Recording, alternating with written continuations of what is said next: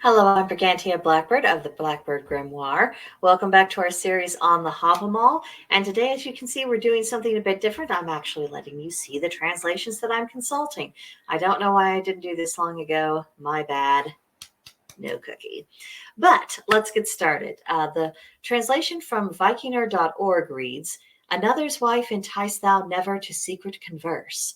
And then the Bellows translation is a bit more forthright, and it says, "Never seduce another's wife, never make her your mistress." And then Olive Bray's translation reads, "I counsel thee, stray singer, accept my counsels, they will be thy boon if thou still obey'st them.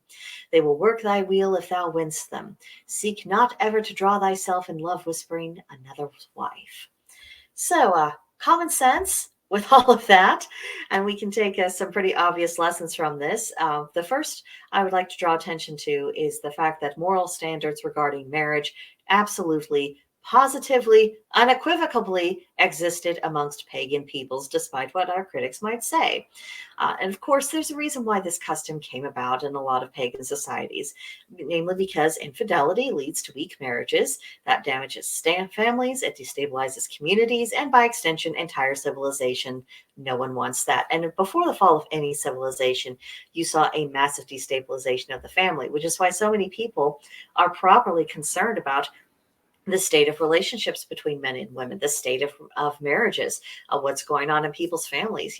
These are not, Abrahamic religion's concerns. These are just common sense human concerns. And I would also like to point out that pagan peoples did not need to have lecturing from Abrahamic monotheistic religions in order to teach them about the benefits of honor and their intimate relationships. People knew and they learned from experience because they probably had plenty of examples of, what happens when that doesn't occur. And it's one thing to say, oh, that didn't work out well. And it's another thing to say, let's keep on doing the thing that doesn't work out well. No, particularly in eras that did not have all of the technology that we have. And so didn't have that same kind of cushion from the consequences of our bad choices. When matters of survival are a lot more right in front of your face, you don't tend to repeat mistakes. And of course, having destabilized marriages is, that's always a mistake. It's not something you want to get into if you can avoid it. And I would also like to remind everyone how important it is for us to remember that pagan customs, they had to be misrepresented. They had to be denied altogether. They had to be demonized in order for the new religion to take power to begin with. If that process if all that bad press hadn't have stuck, then there would never have been any kind of Christian takeover Europe or indeed anywhere else. There's a reason why they had to adopt so many of our customs. There's a reason why they had to twist things around. And it's a good indicator. If someone does not mean well in your society, they will start this campaign of smearing. They will start misrepresenting what you say or taking it out of context or making you look bad or trying to create problems where none actually existed. It's always about the pursuit of power, and you can't take power if people are pretty content with the status quo. The status quo is working. So make of that little tidbit what you will, my dears. So let's talk about the loyalty issue. I don't think anyone watching this video needs to be told that disloyalty in relationships, particularly romantic relationships, has terrible consequences and just how impactful those consequences might be. We've lived it. We've lived it or we have seen it. And we have ample evidence. We have, betrayals in relationships. Many of us have experienced that firsthand. Many of us have seen people very close to us. So sometimes it's been our own relationships where one or both parties has made a little boo-boo. And it's one thing for a couple to decide that they really have come to the parting of the ways. But then if they, say, if they're honest with each other and they just address that decision directly and say, maybe it is time to go, your way and I go mine. But it's a very different situation where they don't have that conversation. And instead they, they give into temptations, or, they deliberately make the decision to step out on the relationship before having the courage to end it. And it doesn't end well.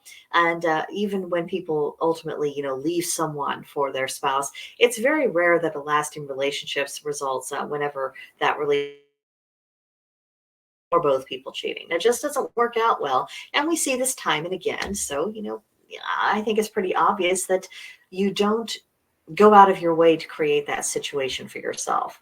Not a good idea. So, what matters? That's always a priority when we examine these verses. What matters? And I think the first thing to keep in mind is that relationships will have their ups and downs.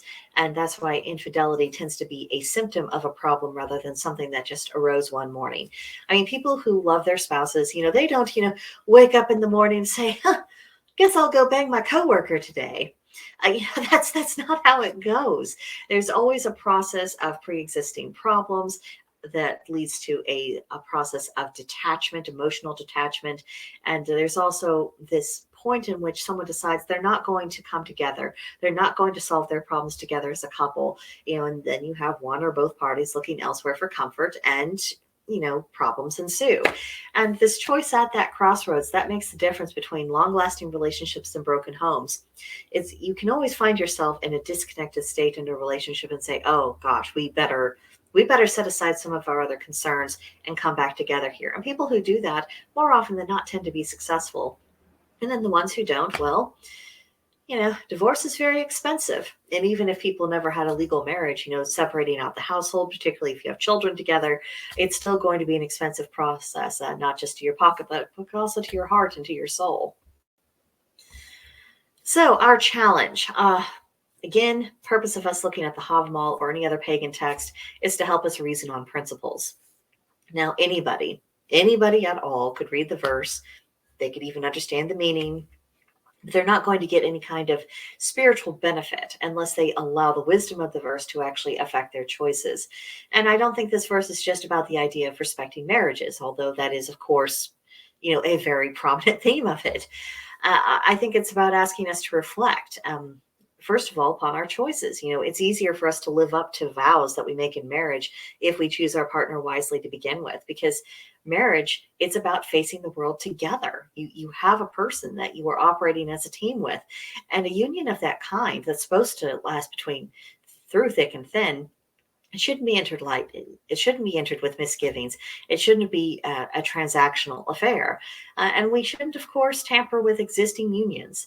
There's no honor in wrecking someone else's home. And of course, that is the primary point the verse was getting across. But I do think that we can apply that in principle to a myriad of other layers within our beings. So that is what I have for you for this verse this week. Let me know what you got out of it in the comments. I would love to hear your interpretation. So please don't be bashful at all. But that'll do it for right now, and I'll see you guys in the next one. Bye-bye.